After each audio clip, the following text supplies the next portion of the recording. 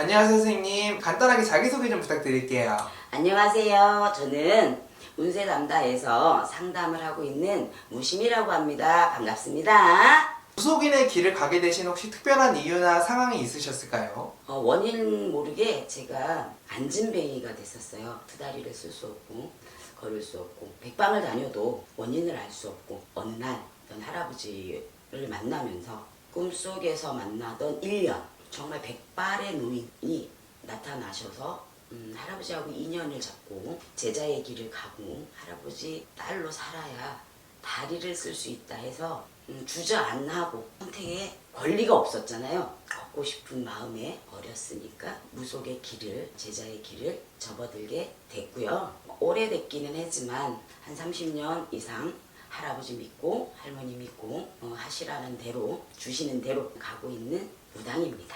그러면 지금 이제 모시고 계신 신이 몇 분이신지, 뭐 어떤 신을 모시고 계신지 이런 간단한 소개 좀 부탁드려도 될까요? 단군 할아버지를 모시고 있고요. 나반존자라고 아라한이죠. 독성 할아버지를 주신으로 모시고 있고요. 천신, 조상신, 도사 할아버지, 이제 산신 할아버지. 희노애락이라든가 잘못된 그 아픔들을 달래줘야 하는 대신 할머니. 동자애기씨, 선녀애기씨, 장군님, 아라한이라고 하시는 이제 독성 할아버지의 줄이 있다 보니까 부처님도 함께 모시고 가는, 부처님도 아미타 부처님하고 지장보살님하고 환세음보살님하고 제 주불이 이제 독성이다 보니까 독성 할아버지, 단군 할아버지. 그럼 그 독성 할아버지라는 게 혹시 어떤 뭔지 설명을 해주실 수 있나요? 절집안에서의 통용되는 이야기고요. 부처님 반열에 부처님과 같은 도를 깨우치시고 성취하신 분이지만 부처님 제자는 아니신, 그렇다고 부처님이 되지 않으신 우리 인간 세계의 길흉하복을 소원을 들어줄 수 있는 산신 할아버지가 저희가 있잖아요. 무당들은 산신 할아버지 그리고 용왕님을 모시고 가는데 또 칠성님을 모시고 가고요. 인간들과 가장 밀접한 자연신으로서 산신에 가서 뭔가를 기도를 하고 빌었을 때 우리가 소원 성취를 이루듯 독성 할아버지는 부처님과 같은 반열이긴 하지만 부처님 제자가 아닌 부처님으로서의 어떤 성취를 하지 않으신, 그래서 우리 인간들의 자손들의 아픔을 소원을 지극정성으로 빌고 기도를 한다면 들어주실 수 있는 할아버지 같은 분, 혼자 깨달음을 얻으신 분이라고 간략하게 설명을 드릴 수 있을 것 같아요.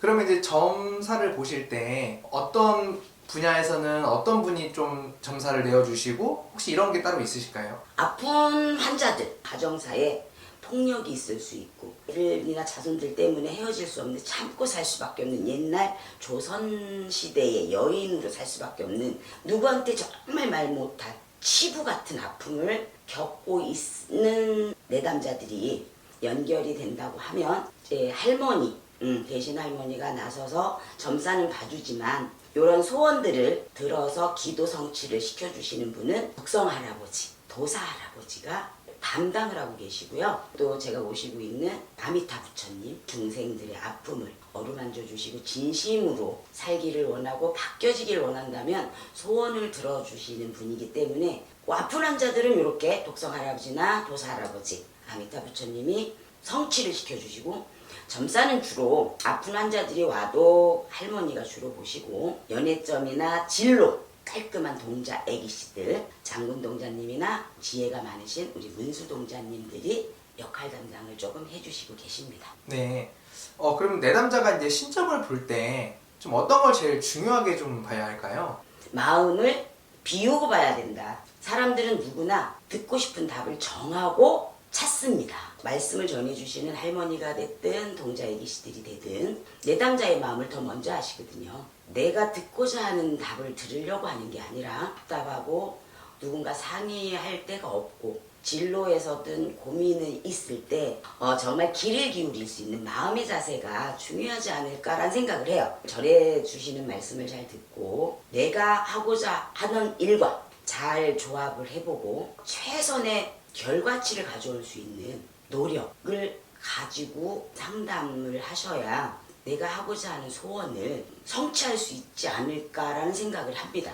그럼 이제 운세담다에서 상담을 좀 해보셨는데 저희 운세담다에서 상담하시는 게 좀 어떠실까요? 신선하기도 하고 조금 답답한 부분들을 조언해 줄 수 있어서 어른들이 전해 주시는 말을 듣고 진로를 결정을 한다든가 방황하고 있던 부분들의 마음을 접을 때 행복을 느끼죠. 보람 있고 정말 괜찮은 생각을 하고 있어요. 그럼 이제 운세암따에서 상담하시는 게 이제 어떻게 보면 비대면 상담이잖아요. 네네. 이 비대면 상담이 대면 상담보다 좀 더 장점이 있을까요? 내담자님들도 비대면이기 때문에 조금 더 솔직할 수 있고 상담을 하고 있는 저희들도 조금은 더 솔직 담백하지 않을까 싶어요. 한마디에라도 더 정성을 기울이려고 하고 진심을 담아서 이 전달이 될 때 오해가 되면 안 되니까 조금 더 신중을 기해서 정말 진솔하게 이야기가 전달될 수 있게끔 신령님의 말씀을 잘 전해줄 수 있게끔 노력을 하는 것 같아요, 저는.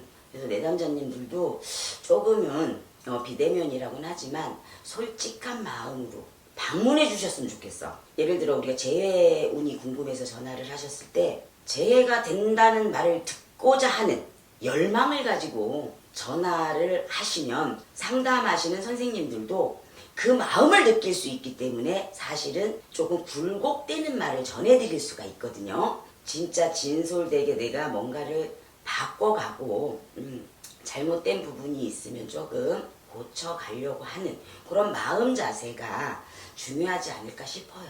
그러면 저희 지금 운세암따 내담자분들에게 혹시 한마디 해주실 부분이 있으실까요?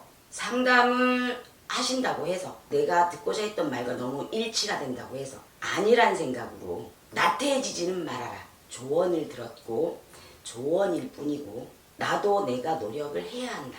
내담자님들도 예를 들어서 볼까요? 우리가 이제 시험 준비를 하고 있어요. 시험이 내일 모레인데 시험 준비가 전혀 안 돼 있으면서 난 합격할까요? 그건 어렵지 않겠어요? 준비는 너무 잘 돼 있는데 운이라는 게 차지하는 부분이요. 상담을 오래 해본 저로서는 한 30-40%도 채 안 된다고 생각을 해요. 모든 건 내가 준비가 되어 있어야 하지 않느냐.